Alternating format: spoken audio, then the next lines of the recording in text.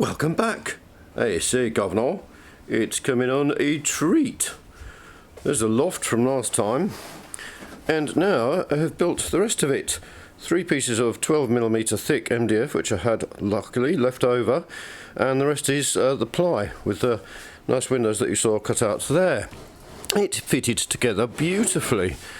Great fun making that, and now it's even more fun because putting the staircase in from the kit is up there, and I thought it'd be really nice to have a nice big posh open hall landing thing, so then the staircase can go along here and up here. Luckily I had enough steps left over from the original one almost to get there, but here's another one not prepared earlier.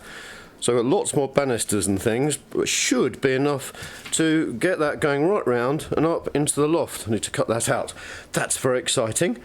This is the foam that a friend, Ian Thompson, made me aware of this modelling foam and modelling foam Facebook pages. Incredible the things people make. And it's great because it's rigid-ish. So you can draw on it with a biro or pencil or something, with bricks and things like that, or wood or whatever you want to do, and then paint it once it's stuck on. It's really exciting. I've got my wife some 5, 3 and 2 just to see how it goes. It's not cheap. I think it was £3.50 for the 2mm sheet that size. I got that from, after much searching, from 4D Models in the UK online. Very good. Arrived very, very quickly. And there's more. What else have they been ordering, I hear cry? Or not? 12th scale dado rail.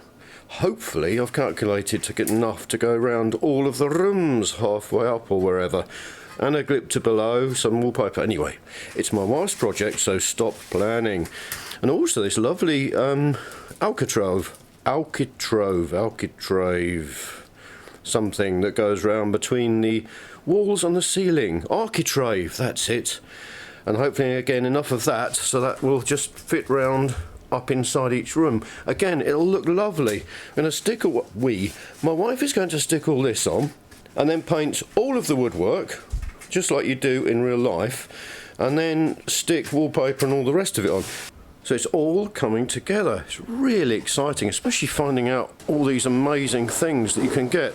And it even looks nice from that side.